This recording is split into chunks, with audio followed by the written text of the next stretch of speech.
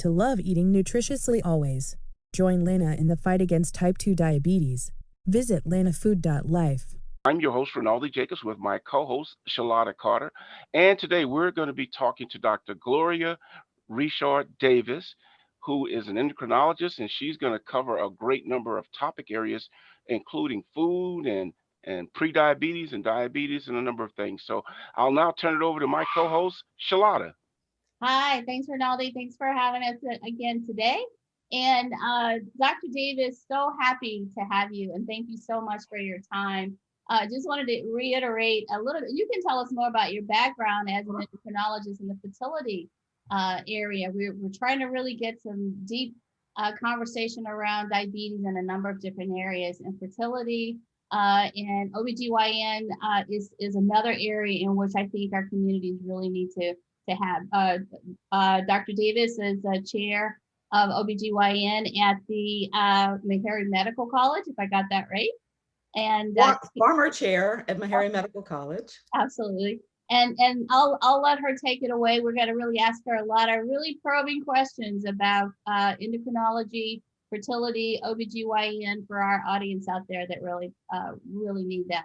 So Dr. Davis, take it away. Give us a little bit more about your background, and then we'll start on our questions. Okay. So I'm a Louisiana native, a Southern University alum, and I attended medical school at LSU in New Orleans. And then I did my OBGYN residency program in Tacoma, Washington through the Army. So at Madigan Army Medical Center. I spent 4 years doing payback time between Fort Bragg, North Carolina, 2 years in Seoul, South Korea, and then came back to the medical center where I trained. I was the first woman faculty on staff there. Awesome. Did practice a couple of years and then moved into additional training. So I did a fellowship training in reproductive endocrinology and infertility in Detroit, Michigan at Wayne State. After completing my fellowship, then I started basically what has been my academic career. And I have been at a number of different academic centers, Tulane being one of them. Mm-hmm. I was assistant professor and assistant dean of student affairs, actually, for Tulane Medical School. I left there and got recruited to Ochsner, set up Ochsner's fertility program. And then got recruited actually to Meharry to chair the OBGYN department. This was post-Katrina. And so I did that for about 7 years. And currently I am at University of Arkansas Medical Sciences because my husband's a native Arkansan. And so he took the position of chair of urology here. So wow. I came as a bookend, right? Sure. Awesome. Sure. Awesome. Really great background. So we are super happy to have you here, and just making sure all of your great background and knowledge that we can bring to the table, because you've been around the world, just deep technology in endocrinology and experience from the military to the community, and you've inserted yourself in so many different places and made such a great impact in our community. In talking about fertility with respect to endocrinology, what are some of the issues that you are seeing with women that have pre or post diabetes, that are either trying to conceive or have conceived or having issues after giving birth, if they are diabetic or pre-diabetic? So for the infertility world, we see a lot of patients that are diagnosed with a condition that's called polycystic ovarian disease or syndrome. And what that is a constellation of symptoms like irregular menstrual cycle, they have acne, increased hair growth, but the biggest reason why they show up in my office is because they have irregular cycles, they're not ovulating, they don't get pregnant, right? Obesity is a component of PCOS. Probably 90% of the women who have PCOS are also obese. And I like to refer to PCOS as sort of a pre-diabetic condition, because if left unchecked, many of those women will develop diabetes. So part of what my responsibility is as a provider in this space is really to educate women and to help them understand that it's not just about, I can't just fix the fertility part, right? Their lifestyle changes is a critical component of their success in getting pregnant, staying pregnant, and have pregnancy outcomes, right, that are favorable.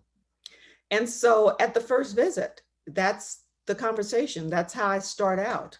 They aren't always happy about having that conversation, right? Because they're like, I came to you to get pregnant. I understand. And that's exactly what I'm trying to do, is to help you get pregnant. And to help you do that, you have to help me. And so, we talk about food and nutrition and exercise and all the things that are important, because there are multiple publications that really says women, as the BMI goes up, the pregnancy rate goes down, the morbidity in pregnancy goes up, and the success rates with almost all of our technology is adversely impacted by that. So would you say that the diabetes influences the fertility issues? Is it fertility influences the diabetic issues, or it's like which came first, the chicken or the egg? So how do we read that? Yeah, it's all of the above, actually. With PCOS, those patients have hyperinsulinemia. So they have very similar physiological issues as diabetics do, right? There's something that's blocking the normal processing with insulin and glucose. Okay. And so we treat them with oral diabetic medications, because that is the underpinning. And so that's an important component. And then when you talk about pregnancy, I screen all of my patients who are obese for diabetes. I do hemoglobin A1C. And the number of people that I diagnose as being diabetic who didn't know they were diabetic is astounding. Oh, wow. Right? And so that's why I said they go hand in hand. And if their blood glucose is out of control and they get pregnant, then their risk of miscarriage is like 4 to 5 times that of someone who is controlled. They also have an increased risk of having babies with abnormalities, right? Cardiac defects, neurological defects, spina bifida, limb defects. All of that's associated with getting pregnant and having poorly controlled diabetes. So you have increased risk of miscarriage. Okay, so as part of the understanding of pregnancy, particularly for women of color, particularly for Black women, no matter what your socioeconomic strata, there is a higher rate of child morbidity with women. So with African American and women of color, how then can we, with LENA, target people and say to women who are potentially trying to get pregnant, and then those who are pregnant, these are some of the give us 3 things that you would tell someone before their gestation and then thereafter as well. So one of the things that we really try to impress upon women is a preconception visit is important. And especially if you have any sort of chronic disease, right? Because that helps to, one, identify what preventive things can be done so that you have a favorable outcome in terms of pregnancy. So that's definitely important. And then the other things is like prenatal vitamins, for example.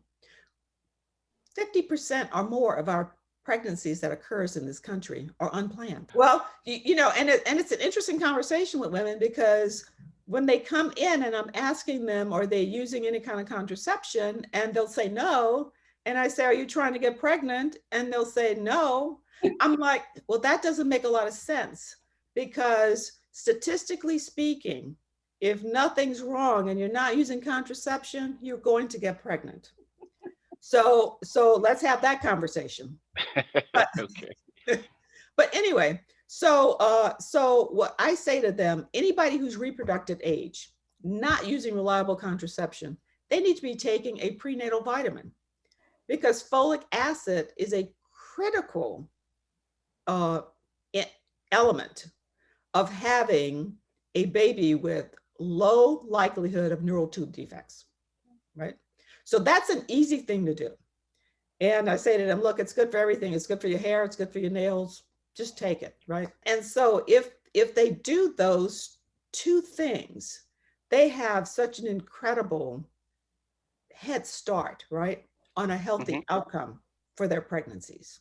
Now, one of the things, well, what we do or what have been done, I don't know if you know my journey with lean and diabetics. I, diagnosed about 3 years ago and utilized glycemic index for healthy eating. So my endocrinologist really pushed, nutrition, exercise, and coaching, and we rolled all that into the LLENA platform. So that's really sort of where our journey is. My grandmother died of diabetes. My aunt died of it. My grandmother lost a limb before she died. Yes. I have a cousin that's blind because of it. So there's just so many different things that I wanted to do to sort of make it a lot easier. My journey was, my endocrinologist worked with me. I was on insulin. We went through the whole glycemic index, nutrition, and all of that. Got off of the insulin. I've been off for 3 years now. So that's really our strategy to try to help the communities to really use a simple way of managing their day-to-day 24/7. And our focus is mostly type 2 diabetes. And I know that type 1 is a little bit different. Right. And so does your practice engage in recommending the nutrition and recommending the exercise and recommending the coaching? And how does that differ from type 2 to type 1? So as you said, type 1 is juvenile onset, very early onset. Those tend to be very brittle diabetics as a whole. And so they have a completely different course in terms of what their treatment is. Type 2 is more the adult onset type of diabetes, which correlates to a lot of what we're talking about in terms of the overweight, family history, et cetera. And for me, in terms of practice, what I was very sure about, I have 3 sisters that are registered dietitians. And so my world has been, infused, nutrition has been infused into my world. And so, so when I see patients and I understand that nutrition counseling is an important part of getting them healthy, that has been historically a challenge because it hadn't been covered, right? But we're also in this world where it's more about accountable care, right? So you're wrapping in services that are value-added services. That allowed me to have a nutrition incorporated into my practice, which most people don't have, right? Because I went to our lead nutritionist and I said, look, I'm spending an extraordinary amount of time talking to patients about nutrition. And that's not even my forte. I mean, I know a little bit. I know enough to be dangerous, okay? And so I need someone who that is what they do. They have the time to sit with patients, to do the food recall, to understand, where the opportunities are to change their dietary choices, to change their portion control, and to talk about exercise, which is also an important, component of really optimizing health. That's where we are. And so I feel very strongly that a nutritionist really, especially when you're talking about primary care, right? That needs to be part of your interprofessional team, as far as I'm concerned. Not just preventative care. I mean, we do that I mean, we had Dr. Fatima on earlier, and she talked about, having that type even as a kid.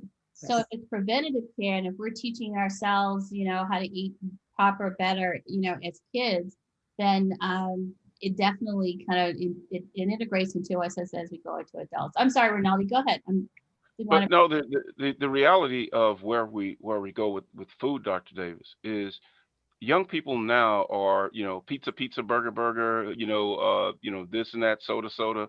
So part of your teaching of the mothers of nutrition, I want to just go back to the pregnancy part. How much the many symptoms of diabetes affect the fetus, and is it a carryover after the child is born? In other words, does do these conditions create a predisposition for diabetes for the children and with obesity in It particular? absolutely does. So, when we look at diabetic moms, they tend to have obviously increased risk. They're high risk pregnancies. They have preterm labor. They have increase in amniotic fluid or polyhydramniosis as we speak, which also correlates to increase in fetal anomalies. But the other thing is the babies are big, they're macrosomic. And macrosomic babies increases your risk of having a C-section, right? So, Wow. so there are all sorts of cascades of issues that's related to being diabetic in pregnancy. And then you fast forward as you were asking about the baby, the infant. There are two times in our lives where we make new fat cells, right? And that's in infancy and adolescence. So if you're starting off as an infant and you're already macrosomic, you're a big Hmm. infant, right? You're at risk. If you continue to carry that in adolescence, you're going to compound the issue because you will develop additional new fat cells. And why that's critical is that, when we gain weight, our fat cells basically just expands, right? Hmm. If you're making new fat cells, right, then you have even more cells to expand. So it makes it harder for those individuals to lose weight. If we can prevent it from happening in the first place, that's a huge win in terms of what we see in adult life. So, Great. We're gonna take a break here for just a moment for our first break, and we're gonna come back to Dr. Davis, and Charlotta's gonna lead us off on some additional discussions about food, food, and don't eat yourself to death with Charlotta Carter and Rinaldi Jacobs, and our very, very special guest from Louisiana, as we all are Louisianians and Southernites, Southern graduates, Dr. Gloria Richard Davis. We'll be right back in just a minute. Learn to love eating nutritiously always. Join Lena in the fight against type 2 diabetes. Visit lenafood.life. Welcome back to Don't Eat Yourself to Death. I'm Rinaldi Jacobs with Charlotta Carter, and we're talking to Dr. Gloria Richard Davis about a lot of stuff dealing with diabetes and infertility and things like that. Char? Yeah, I wanted to touch on or expand on our last conversation, Dr. Davis, and that is, having diabetes and infertility, having an infant that has, inherited those genes as well, moving into adolescence. We never really thought about all those implications of doing that. So, tell us, just kind of walk us through the ABCs of that and why it's important for us to make sure that we're taking care of our bodies from a nutrition, from a coaching, and from an exercise perspective. Absolutely. I mentioned earlier that the two times in our lives where we make new fat cells, adolescents are particularly prone to this because one of the hormones that increases in adolescent is growth hormones. And growth hormones actually is a crossover in terms of insulin receptors. And so there's already the propensity to grow, increase all cells during that adolescent period of time. So if we don't pay attention to that and you end up with being overweight or obese as an adolescent, then it carries into adulthood, and it's a lot harder to address it. It's easier to not put weight on than it is to take it off, as we all know, right? Sure. So, so it's critical. And then, of course, what has happened in our educational system is we have gone away from healthy foods in our schools, and we've gone away from physical activity in our schools. I mean, when you and I were in school, it was required. I remember being in the cafeteria and trying to stuff spinach in a milk carton because I didn't want to eat it, right? But but you had nutritional foods, Yes. which nowadays is just, it's a challenge. And they'll say, well, you know, the kids won't eat it if we prepare it. Well, they will eat whatever is there if they're hungry. Exactly. But if you give them those other alternatives, then they won't. Exactly. And I will say, also, when you start looking at families and the way that we function, we have a lot of working moms, right? And so we're looking for quick ways to feed our families. And fast foods has been horrific in terms of the impact on our culture, on our communities. My sister, of course, who was an RD, is an RD, who purchased a McDonald's franchise. She and I had this conversation about the oxymoron about that. And she says, well, you know, we have salads, we have fruits, we have, you know, it's about what people choose. And that is true. But once you get into the habit, right, of eating certain food, your palate is expecting that. The fats, the salts, the sugar, we crave those. It's a slippery slope. It's a slippery slope. That's exactly right. And It's probably more of a greasy slope to a certain extent. So how do we make the distinction between? Of course, I've raised three boys, and they will eat you out in the old proverbial. They'll eat you out of house and home. You know, during that pubic period and growth. How do we make the distinction? You know, with females in particular, on their dietary needs versus young males. And forgive me if I didn't raise any girls, but I had three sisters, so I could see the dietary wants and needs of adolescents, males and females, appears to be a bit different. Am I wrong about that? There is differences in terms of gender. Largely, it though, if you're talking about caloric intake and caloric requirements, it's largely based on activity as well, though. You know, I mean, boys by and large tends to be more active, and that continues into our adulthood, right? The less active you are, the less calories you need, because it's balancing that expenditure and what you actually take in. The other thing for adolescent girls that I don't think gets discussed enough is that our bones, right? We are forming bone in our adolescent period of time. We need more calcium. And one of the things that is missing from the adolescent diet largely is calcium. And so you can potentially end up with lower bone mass as you are an adult. And so when women go through menopause and that estrogen level drops, their risk of osteopenia and osteoporosis is higher if you start out with low bone mass. So there's just a whole cascade of conditions and things that we don't really think about, and we don't necessarily have in-depth conversations about.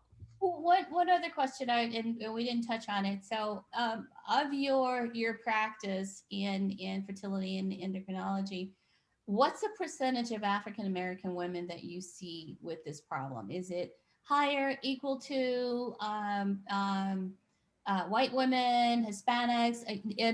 What's the percentage that you see in our community and that are suffering with this? And what are some of the things that we can do to not just the African American community, but just in general? But I'm just interested in knowing, do we have a higher number than anybody else? And what are some of the things that we can do to really turn this thing around? Yes, we do, to both. Okay. Uh, you know, when we look at PCOS, for example, Black women are 3 to 4 times more likely to have polycystic ovarian syndrome, Wow. right? Wow. And what we know in terms of Because diabetes, why? Because well, because one is there's probably a genetic predisposition to it, some of the same things that we're talking about with diabetes, right? And that our diet and our weight contributes to that. So it's important for us to understand we are already predisposed to this. So we need to be even more intentional and aggressive about our nutrition, our exercise, because it's such a critical piece. And then if you look at just across the country, right? What's happening? The average, I live in Arkansas right now, right? You guys are in Louisiana. You know what the percentage is well, you're from Louisiana.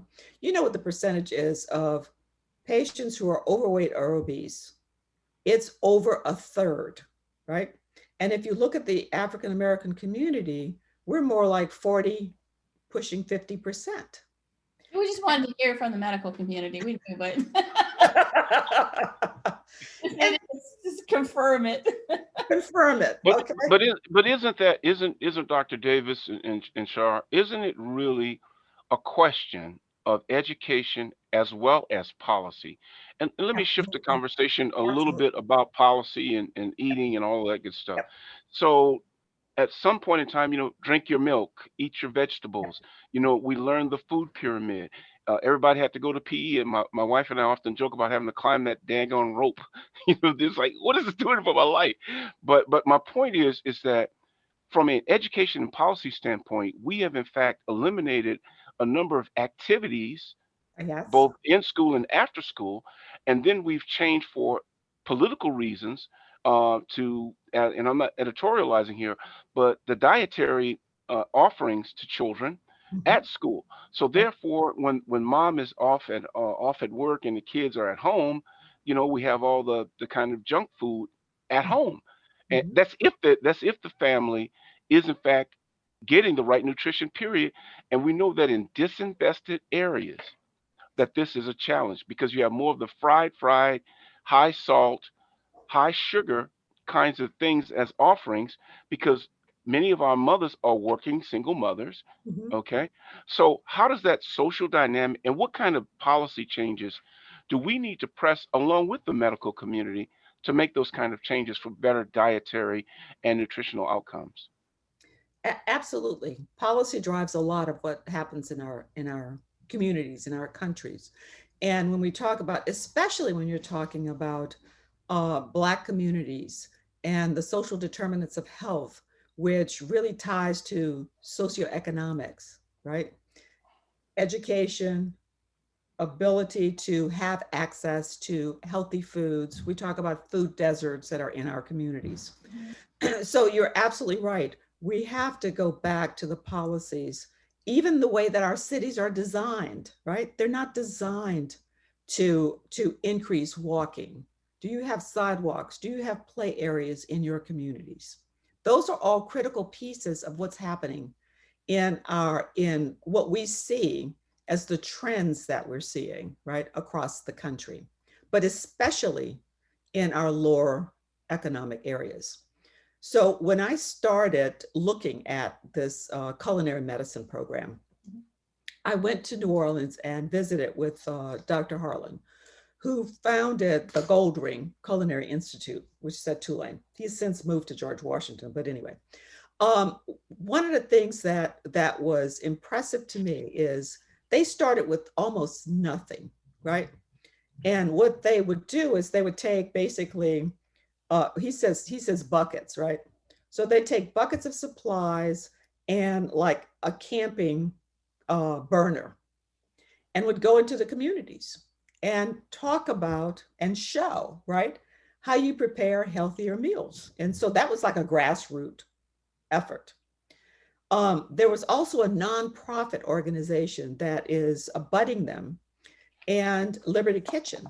That nonprofit organization is doing some amazing work in the food desert space, because what happens in areas that the smaller grocery stores, right, they won't carry fresh fruits.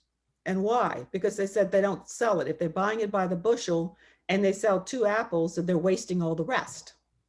So what Liberty Market has done in order to have an increased access is they buy basically bulk, and they break it up and they deliver it to these smaller stores in the quantities that they need, so that the stores aren't losing money by buying larger quantities that doesn't sell.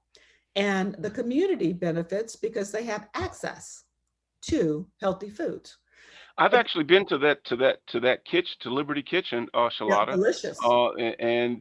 and they are right there. Yep. There's a Whole Foods right there on North Broad. For those of you who are not from New Orleans, Yep. and it was a whole community effort to Mhm. bring Liberty Kitchen, which deals with, just by way of information for everybody, deals with folks in the community that are not necessarily the smartest kids in school, Right. and whatever. So that facility teaches them the right culinary ways. Emerald Lagasse is a big sponsor of that. And so, Charlotta, you have everything right there in one spot as a model. You Mhm. have the Whole Foods, you have the residents being taught, the Gold Ring program, and Mhm. then you have Liberty Kitchen. So those are the kinds of holistic community up from the bottom approaches Mhm. that we like to do. Charlotta, why don't you bring us a little bit closer to how we can use those things, and how Lena is seeking to use technology to help close the digital health gap Yeah. in a way?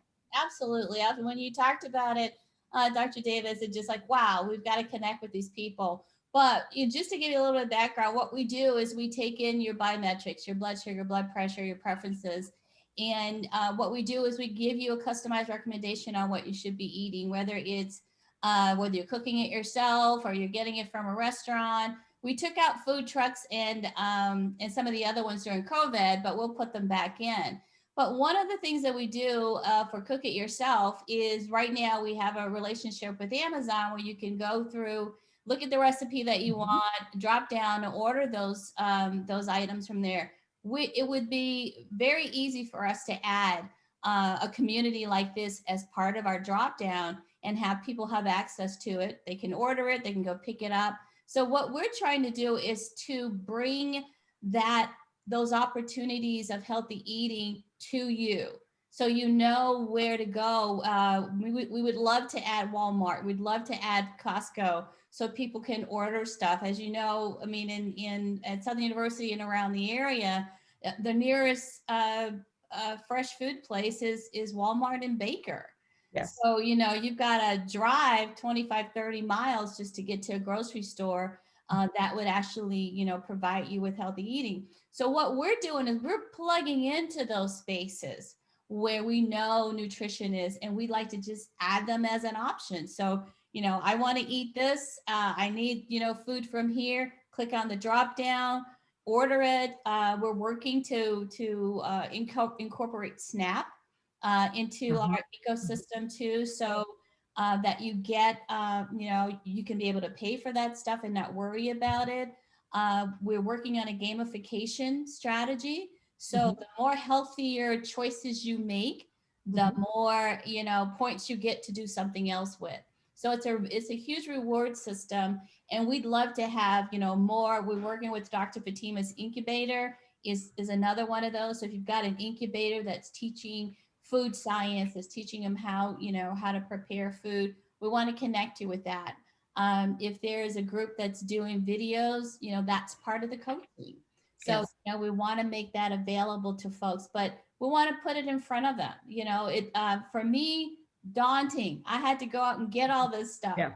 So Yeah. we're trying to, really consolidate it, put it on your phone, put it on your laptop, and make it easy for you to get there. So that's our strategy. And I hope we are, being a real critical, valuable part to try to eradicate, diabetes in a number of places. Yeah. I mean, that's excellent, because as we all know, technology is our future. Yes. And so the more we can integrate it and bring it to our communities, the better off we are. I want to touch bases with the concept, the community concept, though, because some of the things that we're doing, I started our culinary medicine program at UAMS. We're going into our third year now. Mhm. And we started with the education piece with our students because we want the students to have that platform to talk to patients about. Mhm. But we've also moved now into, we've got the community outreach arm where we're working with, it's Fresh to You Market. Mhm. And it's part of the Hunger Alliance. So they bring fresh foods into the communities. It's a van, you go. And so we're partnering with them and we're doing demonstration of healthy eating. The other piece, we just got a grant from the American Cancer Society and Robert Wood Johnson. And with that, we're looking at a box food program. So when you talked about SNAP, right? We're going to take SNAP for the box food programs, which is healthy. USDA gives food away, Mhm. right? They Yes. give healthy food away. How many people know that? How many people know how to access that? That's the Um, problem. We don't know. They don't know where to go. right. And so the other component is we're looking at putting community gardens in, Mhm. raised beds, community gardens. And we're working with some of the churches in the communities to do that because Food. that again Go ahead. brings. No, go ahead. As part of the community effort here in Baton Rouge, food insecurity, Charlotta and I were working with groups. I did not realize the contours of one food insecurity, Mhm. and then the different layers, Char, even with people who have SNAP benefits. So it's access, it's education, it's implementation, and on the technology side, I want to just in our next 2 minutes, our last 2 or 3 minutes that we have, how do you see? Let's do a little bit of a future cast since AI and Lena is a sort of a futuristic here right now, though, kind of thing.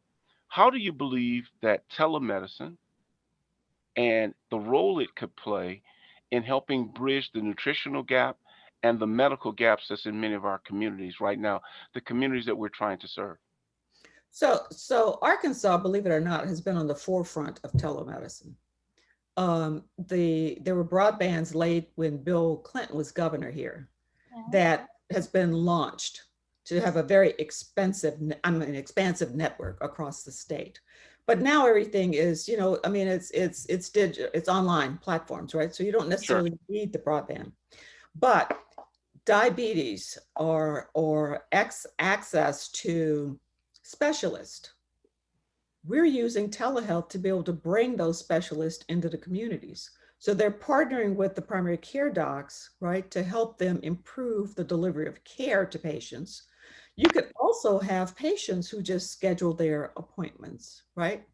Because we have so many, you talk about technology, we have so many devices now where you can self-monitor, right? I mean, you have it and it feeds into your physician's office what your blood sugar is, what your blood pressure is, right?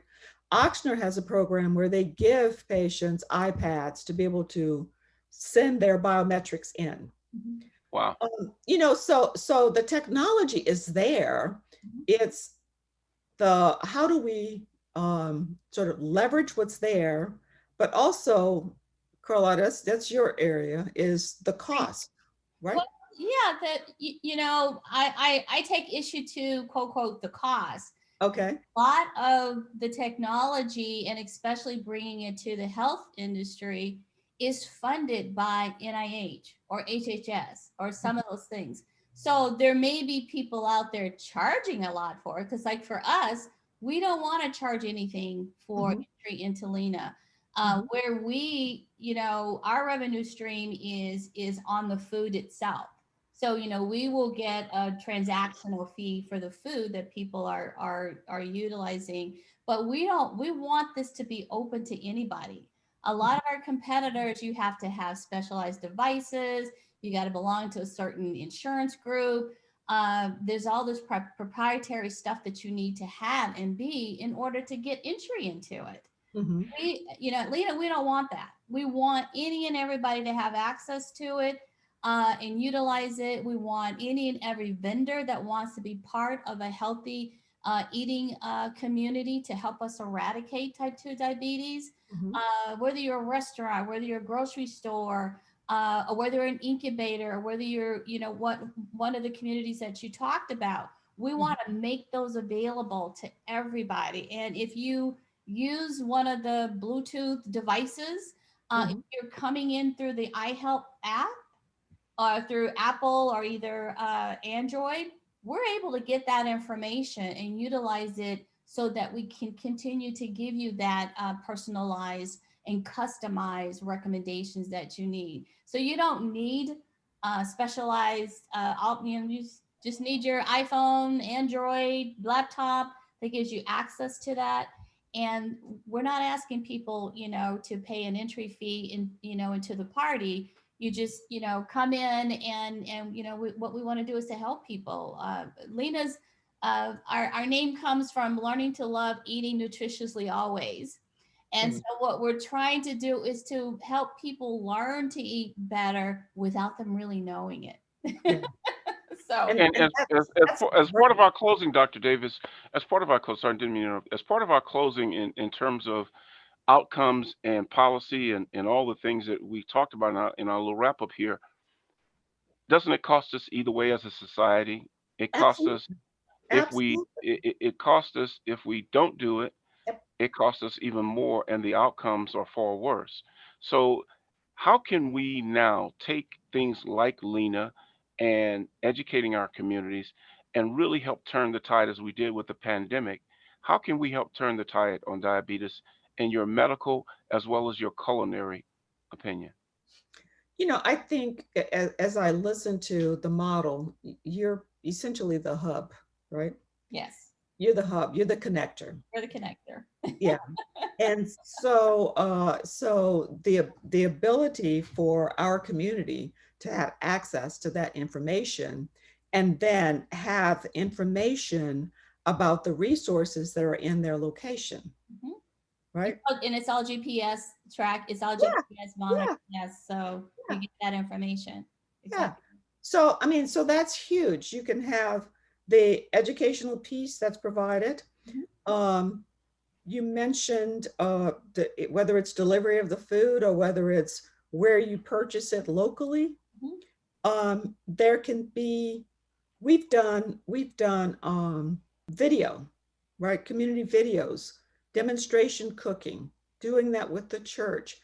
So you're using technology to bring that Mhm. piece in as well, Mhm. and having the ability to not just in the office have these discussions, Mhm. but whether it's in the home or it's in the community center. So you're educating at different levels, right? Yes. I think that's so important. There is a system called Aunt Bertha. I don't know if you guys are familiar with it, but I have a friend who's in the technology space as well. Mhm. And she has started what's called the Medi, which really we talk about these medical home models. Well, she talks about a community home model Mhm. because it's the community. If the community's not healthy, then Mhm. the individual's not going to be healthy. So they try to do exactly that, is linking communities to all resources that addresses their social determinants of health. And Absolutely. so it's GPS map, just like you're talking about. So if I'm looking for where can I get assistance with paying my utility bill? Or where can I get food assistance, right? Where are the food pantries? Where are this? That's part of that system, Okay. is searching by zip code. So, I think you guys have such an amazing opportunity, right? To link these things that are out there, but our communities don't know about. Exactly. And that's what we're trying to do. We're trying to raise their awareness and connect you to it because there is a way to eradicate diabetes. We just, Absolutely. this is why we're doing this. And your presence here today is an amazing, blessing and opportunity to bring this message, especially to, communities of color, because they feel they need to have, somebody they can believe in and trust with this Mhm. information. So this is really important for us as well. It has been a fantastic session, Dr. Davis. I want to ask you, when were you at Southern University? Uh, I almost think that we all might have been there about the same time. When were you I undergraduate don't know. still? I finished in 78. So I may She's be ahead got of you guys. uh What? boy, Am I y'all ahead of showed you? up. Oh, Huh? oh my God, no. Oh, okay. See, I'm my oldest daughter is 38, okay. and I Okay. didn't have her when I was 15. You look fantastic. Okay. Both of you do. I must admit. So, Dr. Davis, if you will please connect us via email to the Aunt Bertha Oh, Project Show, I think that would be a great segment to have on absolutely. as well. Mhm, And a lot of times we don't get these types of broadcast platforms, mhm. and that's another reason why we're doing this to make it so convenient. These things have more information on them than the first Apollo mission, so we certainly want to put things, and we're making it easy. Yes. Sometimes technology people make it way too hard, and Charlotta's my favorite nerd of all times because she's so unnerdy.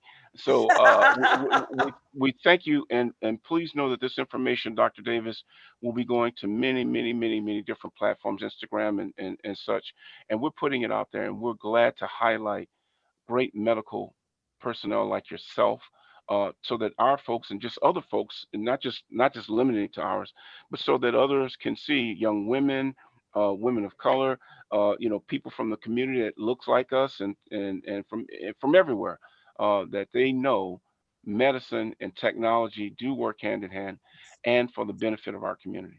Yeah. And need to. Oh, Oh yes, yes we do. You know? Thank you so much. You've been listening to Don't Eat Yourself to Death. And after listening to Dr. Davis, I want to say, please don't eat yourself to death. But I'm your host, Rinaldi Jacobs, along with Charlotta Carter. And we want to thank our guest, Dr. Gloria RichardDavis, for teaching us so much about diabetes and endocrinology and fertility. Oh boy, I guess I'll go eat a salad now. Thank you so much. And we'll see you next time.